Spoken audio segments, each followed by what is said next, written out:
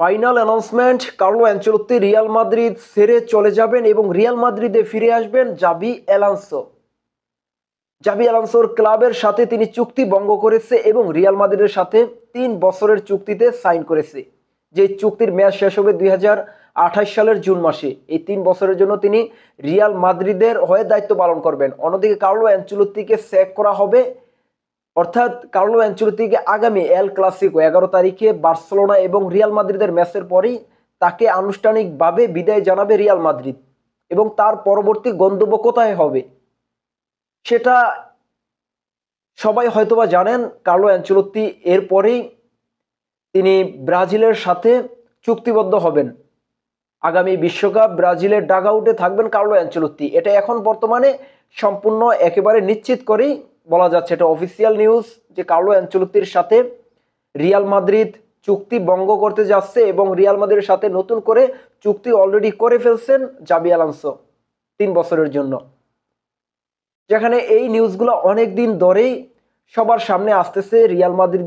Real Madrid ছেড়ে যাচ্ছেন Carlo Ancelotti, ব্রাজিলে যোগ দিবেন কার্লো অ্যানচেলত্তি, কিন্তু সবগুলোই ছিল মিডিয়া হাইপ, হয়তোবা সত্য মিথ্যার সম্মিলিত এই নিউজগুলো ছিল। কিন্তু এখন বর্তমানে যে নিউজ, এটা একেবারে সত্য নিউজ, যে জাবি অ্যালোনসো যেহেতু 3 বছরের জন্য রিয়াল মাদ্রিদের সাথে চুক্তিবদ্ধ হয়েছেন, সেখানে কার্লো অ্যানচেলত্তির স্যাক খাওয়া এটা কনফার্ম এবং এল ক্লাসিকোর পরেই তাকে আনুষ্ঠানিকভাবে বিদায় জানাবে, সেটাও রিয়াল মাদ্রিদ কর্তৃপক্ষ জানিয়ে দিয়েছে।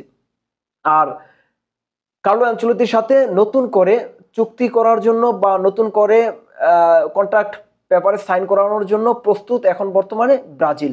তারা এল ক্লাসিকোর পরেই তার সাথে আনুষ্ঠানিকভাবে চুক্তিতে সাইন করবে এবং সেটা হতে পারে 2026 বিশ্বকাপ পর্যন্ত অথবা 2030 বিশ্বকাপ পর্যন্ত। এটা জানা যাবে 11 তারিখের পরে, অর্থাৎ আগামী 11 তারিখ এল ক্লাসিকো ম্যাচ রয়েছে, যেখানে লা লিগায় বার্সেলোনা এবং রিয়াল মাদ্রিদ মুখোমুখি। সেই ম্যাচের পরেই রিয়াল মাদ্রিদ থেকে বিদায় নিবে কার্লো অ্যানচেলত্তি এবং পরবর্তী ম্যাচে রিয়াল মাদ্রিদের ডাগ আউটে থাকবেন জাবি অ্যালোনসো, যিনি ইতিমধ্যে তার ক্লাব এর সাথে চুক্তি ভঙ্গ করেছেন এবং রিয়াল মাদ্রিদের সাথে চুক্তিতে এসেছেন।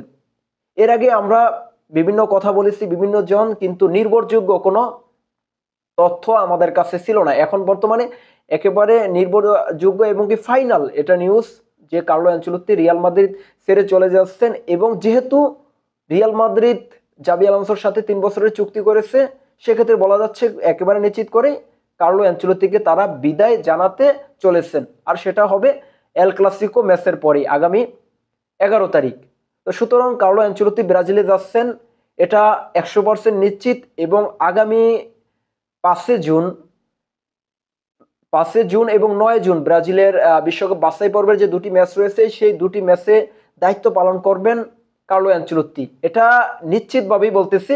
এবং 18 তারিখে ফিফার কাছে ব্রাজিলের যে প্রাথমিক স্কোয়াড পাঠানোর কথা বা প্রাথমিক দল ঘোষণা করার কথা, সেখানে কার্লো অ্যানচেলত্তির পরামর্শে সেই দল ঘোষণা করা হবে এবং ফিফার কাছে সেই প্রাথমিক দলের প্লেয়ারদের লিস্ট পাঠানো হবে। সেখানে অবশ্যই কার্লো অ্যানচেলত্তির হাত থাকবে এবং তার সম্মিলিত মতামতের ভিত্তিতে সেই দল ঘোষণা করা হবে।